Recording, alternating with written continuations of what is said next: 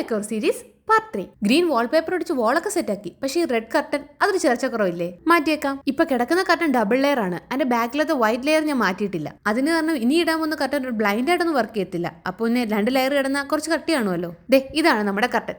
ഇതല്ല അപ്പുറം. ലിങ്ക് ചോദിക്കില്ല കേട്ടോ, വേറൊന്നുമല്ല. ഇത് ഞാൻ കൊച്ചിയിലെ സ്റ്റോറി പോയി പർച്ചേസ് ചെയ്തതാ. ഞാൻ തപ്പിപ്പോയ ഗ്രീൻ അതല്ല, പക്ഷെ എന്റെ ബഡ്ജറ്റിൽ ഇതേ കിട്ടിയുള്ളൂ. കർട്ടന് വേണ്ടി കൂടുതൽ ഇൻവെസ്റ്റ് ചെയ്യാത്ത കാരണം നമുക്ക് നാളെ ഈ തീം മാറ്റി വേറൊരു തീം വേണമെന്ന് പറഞ്ഞാൽ പിന്നെയും കർട്ടൻ വാങ്ങണ്ടേ. ഇതുപോലുള്ള 3 പീസാണ് ഞാൻ വാങ്ങിയത്. ദേ അപ്പുറത്ത് വലിയൊരു വിൻഡോ വേറെ ഉണ്ടേ. ആക്ച്വലി പുതിയ കർട്ടൻ ലെങ്ത് കുറച്ച് കൂടുതലാണ്. അപ്പൊ എങ്ങനെ ഇതുകൂടി മാറ്റിയാലോ?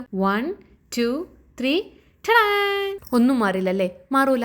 ഞാൻ കുറച്ച് ബിഹൈൻഡ് ദ സീൻ കാണിക്കാന്ന് വെച്ചു. കുറച്ച് കഷ്ടപ്പാടാണ്, പക്ഷെ എന്റെ എല്ലാ പ്ലാനും എന്റെ ട്രൈപോഡ് തെറ്റിച്ചു. ക്യാമറ എങ്ങനെയോ താഴോട്ട് പോയി. എന്റെ കഷ്ടപ്പാടൊന്നും അതി വന്നില്ല. എന്റെ കഠിന പ്രയത്നം എല്ലാം കഴിഞ്ഞ് തിരിഞ്ഞു നോക്കുമ്പോൾ ക്യാമറ താഴോട്ട് നോക്കിയിരിക്കുന്നു. അങ്ങനെ അവിടെ നമ്മുടെ പുതിയ കർട്ടൻ ഇട്ടു. മേക്ക് ഓവർ വീഡിയോ തുടങ്ങിയതിനു ശേഷം നമ്മൾ ക്രാഫ്റ്റ് ഒന്നും പോസ്റ്റ് ചെയ്തിട്ടില്ല. ശരിയാക്കാം. എല്ലാം കഴിഞ്ഞ് ഇതാണ് നമ്മുടെ റൂമിന്റെ ഫൈനൽ ലുക്ക്. പാർട്ട് 2 കാണിച്ച വാൾ സ്റ്റിക്കറിനെ പറ്റി ഒരുപാട് എൻക്വയറീസ് DM ആയിട്ടും കമന്റ് ആയിട്ടും ഒക്കെ വന്നിരുന്നു. ലെറ്റ്സ് ഡു ദ റൂം എന്ന് പറഞ്ഞ ഇൻസ്റ്റാ പേജിൽ നിന്നാണ് ഞാൻ ഇത് പർച്ചേസ് ചെയ്തത്. അവരുടെ പേജ് കൂടി ഞാൻ ഇതിനകത്ത് ടാഗ് ചെയ്തിട്ടുണ്ട്. അവരുടെ ഒരുപാട് സ്റ്റിക്കേഴ്സ് ഉണ്ട്. അടിപൊളി ക്വാളിറ്റിയാണ്, അഫോർഡബിൾ റേറ്റും ആണ്. സ്റ്റിക്കേഴ്സ് മാത്രമല്ല, ഒരുപാട് ഡെക്കോർ ഐറ്റംസ് ഉണ്ട് അവരുടെ പേജിൽ. നിങ്ങൾ റൂം മേക്കോർ പ്ലാൻ ചെയ്യുവാണെങ്കിൽ ജസ്റ്റ് ഒന്ന് കയറി നോക്കിയോ. അപ്പൊ ശരി, പാർട്ട് 4 ആയിട്ട് അടുത്ത വീഡിയോ കാണാം.